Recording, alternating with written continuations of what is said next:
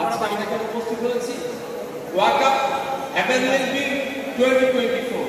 এই বিষয়টা আমি আপনাদের স্বল্প কথা বলবো, কারণ সন্ধ্যা হয়ে আসছে, আগামীতে অবশ্যই বলার সময় পাবো। এটা অ্যাকচুয়ালি কি, যেভাবে এনআরসিটা করে একটা নির্দিষ্ট ধর্মকে টার্গেট করে অন্য ধর্মের মানুষের ভোট নেওয়ার জন্য ভোট ধরার কল তৈরি করার চেষ্টা করেছিল, ঠিক একইভাবে একটা নির্দিষ্ট ধর্মকে টার্গেট করছে বিজেপি সরকার এবং উগ্র ভোটকে একত্রিত করার চেষ্টা করছে আর মানুষের মধ্যে উগ্রতা ছড়াবার চেষ্টা করছে। ওয়াকফ অ্যাক্ট আজকের নয়, দীর্ঘকাল হয়ে আসছে এই ওয়াকফ আইন। এখন কিছু সংশোধনীর মাধ্যমে কেন্দ্রের বিজেপি সরকার চেষ্টা করছে এই ওয়াকফ সম্পত্তিগুলো, প্রাইম সম্পত্তি যেগুলো আছে সেইগুলোকে কুক্ষিগত করবে, সেইগুলোকে কেড়ে নিয়ে ওই আদানি আম্বানিদের মতো পুঁজিপতিদের হাতে তুলে দেবে। কতটা সত্যতা আমি জানি না, তারপরেও বলছি, যেখানে আম্বানির বাড়ঘর আছে, কি অ্যান্টিনা নাকি নাম আছে না, সেটা নাকি কোন একটা মাদ্রাসার ওয়াকফ জমিনের উপরে তৈরি। ভাবতে পেরেছেন যে ওয়াকফ সম্পত্তিটা কি মুসলিম সমাজের পূর্বপুরুষেরা ধর্মের নামে, মাদ্রাসার নামে কিছু সম্পত্তি উৎসর্গ করে দিয়েছে। ওই সম্পত্তি থেকে মাদ্রাসা মসজিদের দেখভাল, রক্ষণাবেক্ষণ, ইমামের মাইনা, মাদ্রাসা টিচারের মাইনা, শুধু তাই নয়, ওয়াকফ অ্যাক্ট থেকে জানতে পারবেন গরিব মানুষের বিবাহের জন্য এই ওয়াকফ থেকে সহযোগিতা করার কথা বলা আছে এবং পড়াশোনা থেকে শুরু করে অনেক কিছু। এক কথা, মুসলিম সমাজের পূর্বপুরুষেরা ধর্মের নামে এই সম্পত্তি উৎসর্গ করে নিয়েছে। এখন আইনের চেষ্টা করছে ওই সম্পত্তিটা কেড়ে নেওয়া। অল্প সম্পত্তি নয়, ভারতীয় রেল এবং ভারতীয় সেনাবাহিনীর যে সম্পত্তি আছে, তারপরে যে সম্পত্তিটা ভারতবর্ষে আছে সেটা ওয়াকফ সম্পত্তি। প্রায় 9.40 লক্ষ একর জমি আছে। এটাকে কেড়ে নিয়ে কি করতে চাইছে? পুঁজিপতিদের হাতে তুলে দিতে চাইছে, কর্পোরেটদের হাতে তুলে দিতে চাইছে।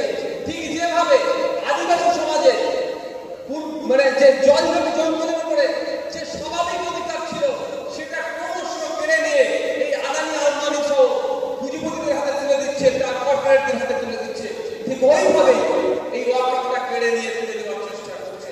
কোনোভাবেই আমরা আমাদের সর্বোচ্চ দিয়ে গণতান্ত্রিক প্রক্রিয়াতে এই আইনটা আমরা বাস্তবায়ন হতে দেব না।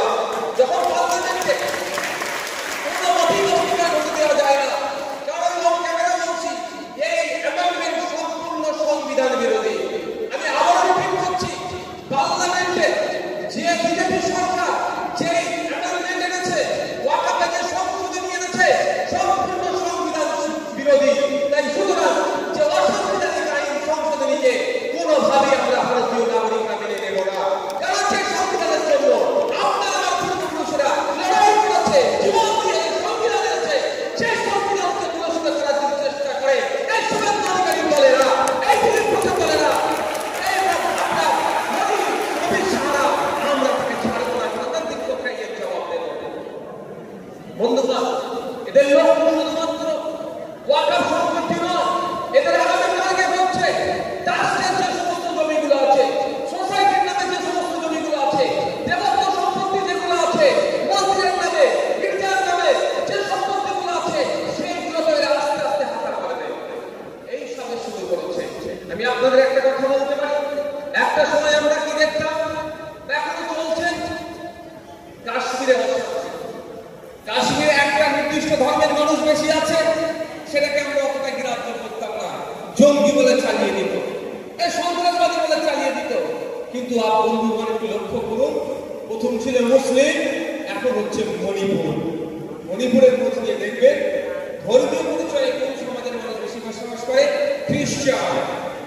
প্রায় 2 বছর ধরে ওখানে জাতি দাঙ্গা চলছে। এক করে যদি রাশিয়া ইউক্রেনের যুদ্ধ থামিয়ে দিতে পারে আমাদের দেশের সরকার বাহাদুর, তাহলে আমার দেশের মধ্যে এখানে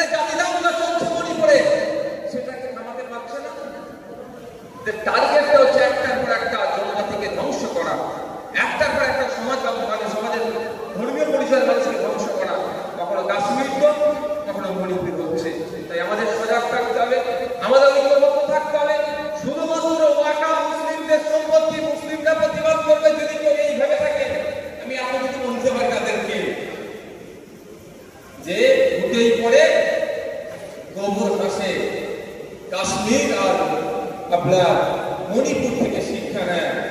আজকে যদি আমরা নিরহ কাশ্মীরের উপরে যে অত্যাচার চলছিল তার যদি সচ্ছল প্রতিবাদ করতাম তার ওই ঘটনা, তাহলে মণিপুরে হয়তো এতদিন আমাদের দেখতে হতো না। ওখানে আদিবাসী সমাজের মহিলাকে উলঙ্গ করে রাস্তায় হাঁটাচ্ছে। মণিপুর আমাদের দেশে, আমাদের পার্শ্ববর্তী একটা রাজ্য, ভাবতে পেরেছেন? কিন্তু আজকে কোথায় প্রতিবাদ দেখতে পাচ্ছি না। তাই আমি কথা বলতে চাই, সেটা জবাবটা আমার রাজ্য সরকারকে নিতে হবে। রাজ্য সরকার খোঁজ নিয়ে দেখুন, আপনারা যদি প্রমাণ নিয়ে নেবেন, আপনারা যদি খুন করলো তাকে দেখিয়ে সেই সময় ভোটটা পার করলেন তৃণমূল নির্লজ্জকে দেখিয়ে, কিন্তু তার মামলা রাজস্থানে চলছে, রাজ্য সরকার তাকে কোন রকমই সহযোগিতা করছে। বুঝতে পেরেছেন? আমরা এই মঞ্চ থেকে আজকে দাবি করছি, ভিন্ন রাজ্যের রাজ্য সরকারগুলোর সাথে আমাদের রাজ্যের রাজ্য সরকারকে অবিলম্বে আলোচনায় বসতে হবে। আমাদের শ্রমিকদের নিরাপত্তার ব্যবস্থা সেখানকার রাজ্যে যাতে করে তার দায়িত্ব ওই রাজ্যকে করে নিতে হবে, এই আলোচনায় বসতে হবে। আমরা এখান থেকে আজকে দাবি তুলব এবং দাবি তুলছি, ভিন্ন রাজ্যে যে সমস্ত আমাদের পরিযায়ী শ্রমিকরা কাজে গিয়ে অত্যাচারের সম্মুখীন হয়েছে, যেগুলো এফআইআর হয়নি, আমার রাজ্য সরকারকে প্রেশার ক্রিয়েট করতে হবে, সেই সমস্ত রাজ্য সরকারের কাছে এফআইআর করাতে হবে এবং যাদেরকে খুন বা হত্যা করেছে তাদের বিরুদ্ধে মামলা রুজু করতে হবে এবং সমস্ত মামলা খরচার দায়িত্ব আমাদের রাজ্য সরকারকে নিতে হবে। কারণ এখানে আপনার মেয়েকে ৬,০০০ টাকা মাইনে চাকরি দিচ্ছে, আপনার মেয়ে, ওনার মেয়ে গিয়ে তার মামলা চালাতে পারবে? ফলে সরকারি চাকরি দিয়েছে, শুনে রাখুন আপনারা, ৬,০০০ টাকা মাইনে, সে মেয়ে রাজধানী যে মামলা চালাতে পারবে? তো এই দায়িত্বটা কাকে নিতে হবে? আমাদের রাজ্য সরকারকে নিতে হবে। বন্ধু, আর একটা বিষয় আছে, সময় স্বল্প, আমি নামাজের ব্যাপার আছে। সুন্দরবন ঘুরতে যেতে চাইছেন? তাহলে দেরি কিসের? আজই বেরিয়ে পড়ুন। কোথায় থাকবেন, কি খাবেন, জঙ্গল সাফারি বা কেমন হবে, পয়সা দিয়ে পরিষেবা মিলবে তো? এসব চিন্তা এখন অতীত। আপনাদের সেবায় exclusive Sundarbans tour operator SD holiday Sundarbans. আমাদের ঠিকানা ক্যানিং টাউন, ক্যানিং স্টেশনের পাশে, Dakshin ২৪ Pargana. Email sd.holiday17@gmail.com। Call অথবা হোয়াটসঅ্যাপ করুন 9564226760।